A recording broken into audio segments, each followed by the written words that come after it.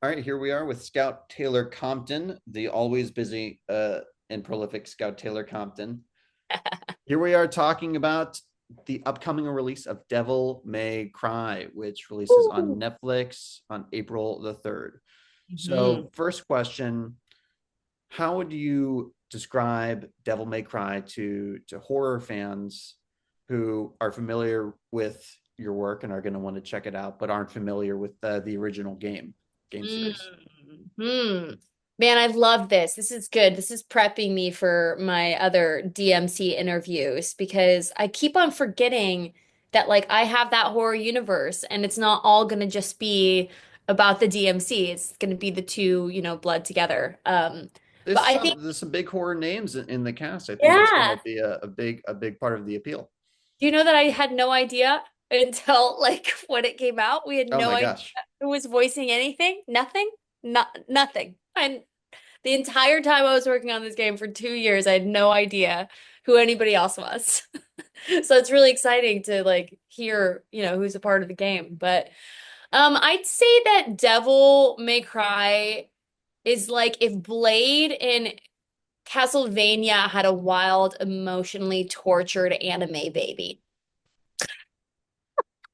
Like it's stylish, it's violent, it's got supernatural blood-soaked action horror vibes. Um, but then there's also something deeper going on beneath all of the demon slaying, Like if you're a horror fan, especially one who's into character driven stories with a gothic um flair, you're gonna feel right at home for sure, like 100%. The show isn't afraid to get weird and dark and even sad at times, which I obviously, that I love.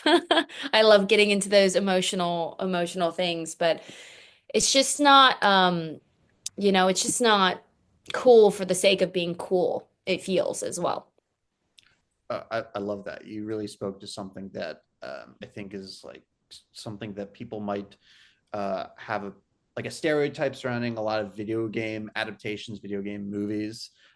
So yeah, I love that. It's not afraid to be sad, and it's not trying to be cool. That's cool. Yeah. Yeah, that's cool. It's Yeah. trying to be cool. That's cool. Now, can you talk about your character at all? Yeah, Lady is oh fuck. Obviously she's badass. She's a force. She's sharp, she's calculated, she's emotionally walled up, but she's never heartless. That's what really, really struck out. She's the kind of woman who walks into a room and immediately owns it, which has been really awesome to lean into because I'm definitely trying to become that woman now. Even though probably people think that, that you're so confident, you're so I'm really trying to find my 2 feet, and being able to play Lady has really, really helped me lean into that. But what I love most about her is that she's a human in a world that is full of half demons and monsters, and yet she holds her own, you know? And no powers, no tricks, just a will of steel and some seriously heavy weapons. It's so badass, all the weapons that she has. I'm like, where does this woman store all this incredible, cool, things? But she also has a lot of pain that she keeps buried. And yeah, I don't know. Playing her has been it's been a dream because, I got to tap into that hard exterior, but also, show the cracks underneath. And she's more than just a badass, she's someone who comes from loss, and who's angry, and who's been shaped by grief, and that makes her, I don't know, that just makes her really compelling to live inside. It's been really incredible, and I'm so sad that it's over, but it's been really incredible to like tap into that and live into that and learn from her and show, we've been on the same journey, it seems like, in this series. So it's been really wonderful to have like that support system of Lady right here and her have me as well. You guys are almost like a team, like a We duo. are. Yeah, We are a team. like a Yeah, buddy cop duo. we are a team. I haven't had a character since God, since like Laurie Strode or since Lita Ford, where I really felt that connection and I really felt like we were one and it's like almost like a sister, you know? Hmm. Yeah. Oh wow. Now, is this your, by my count, second voice acting role after the Texas Chainsaw Massacre game? Yeah. Yeah, it is. It's but so wildly different. So wildly different. Obviously tapping into horror. Um I know that universe, right? Like I really know that universe. I've been doing that since I was a kid, and I feel like I can do that with my eyes closed. And also that session of doing, Texas Chainsaw Massacre, The Voice was an hour session of pain, of kills and screams and like could you like you do a feature film and it takes like 3 weeks to a couple of months to make, and you're feeling all those emotions, but then sitting in that booth and doing all those emotions within 1 hour, I was wrecked. I had like big plans to go out that night and I had to cancel. I was like emotionally drained from doing that. And I had just done the mocap for it, and that was easy breezy, you know? But sitting in that booth and going through that trauma so quickly was wild. Was so wild. So they're vastly different. Obviously I got to sit with Lady for 2 years.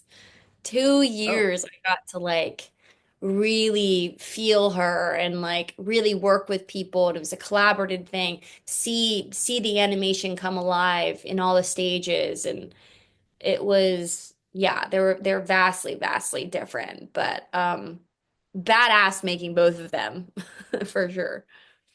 and you said something about not knowing who your co-stars were until I I guess the still rest don't of know us did. all of them. I still don't know all of them.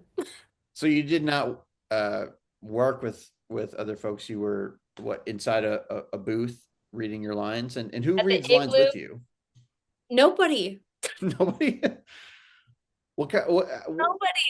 What Oh, does so that do for your okay, sorry. process? Sorry, the Yeah. stages. Okay, sorry. The stages. We have an incredible casting director that is in there, right? And he will sort of like kind of get into it, and he'll just like read like, oh, this is what you're feeling and this is what you're responding to, and then go. So it wasn't like you're acting with anybody. You're just like you hear him say the lines a couple of times, and then you just say your line and you repeat it a few more times, and then he gives notes, and then you do it again, or he doesn't, and he's like, "Great, good, moving on." At my for some reason, no, it's not for some reason. It's because, I have been doing ADR since I was a little girl on obviously TV shows or movies that I've done, but also I was a girl that they would call, like I did a lot of VO for Dakota Fanning.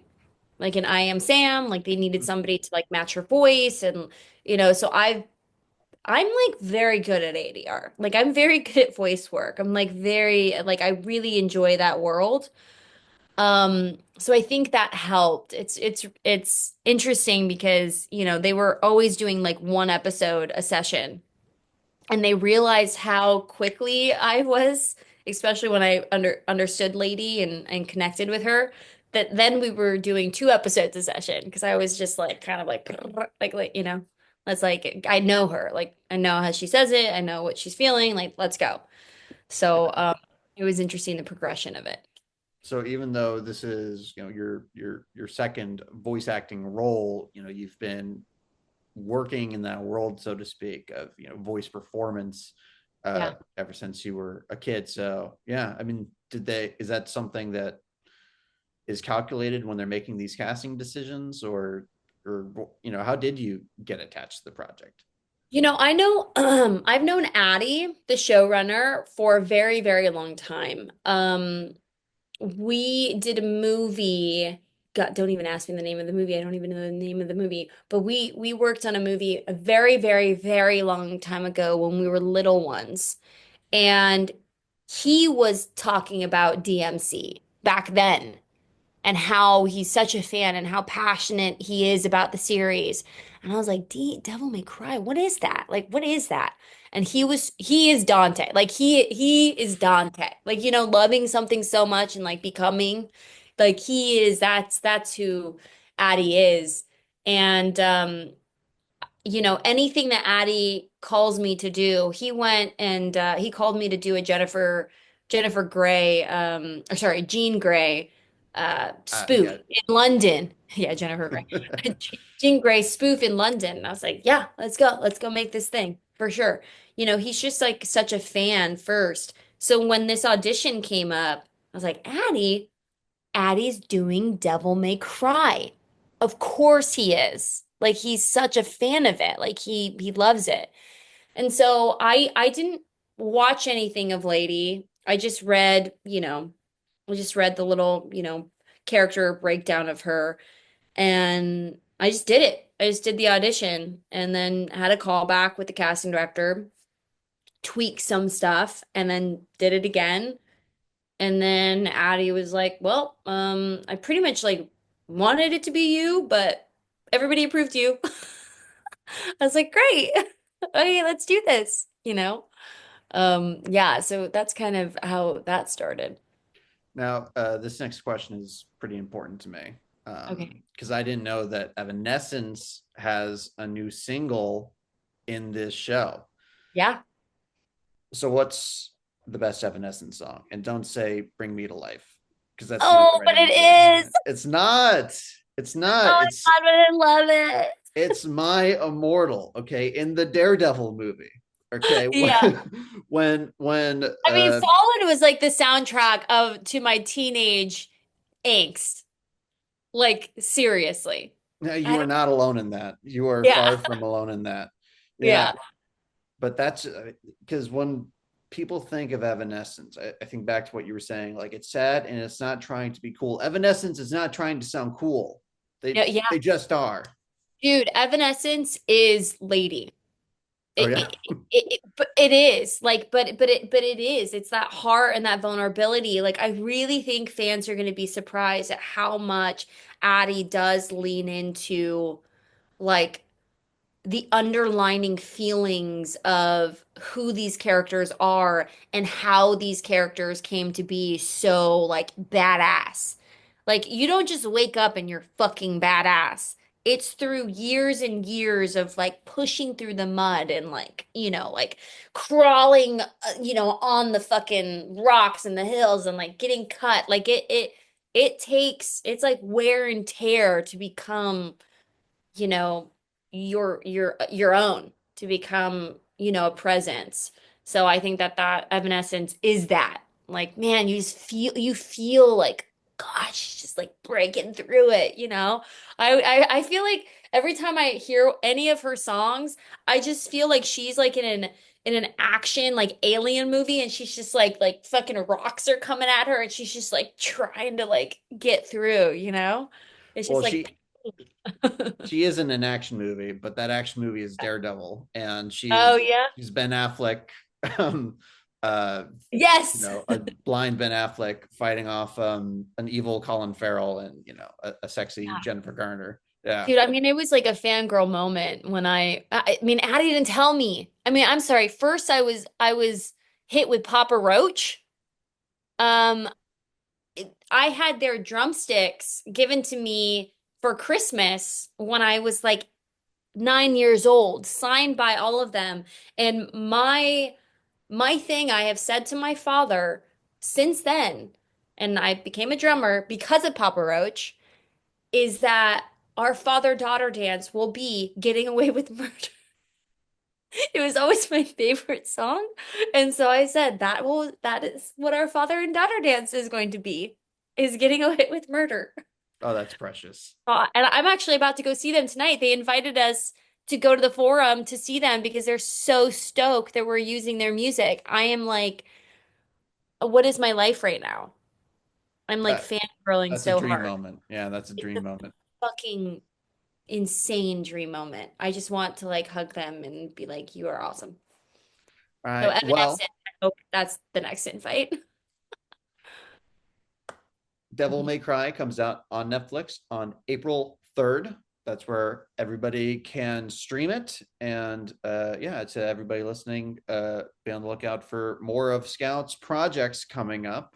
She just made some exciting news that she and her Talk Scary to Me co-host Danielle Harris are making a horror movie together. So make sure that everybody, has that on their radar. But yeah, that's all the questions for now. Anything else you want to add before we cut this off? No, just go see DMC, support it, and you'll hear some horror royalty in there as well. Oh yeah, you will. Yeah. Oh All yeah. right.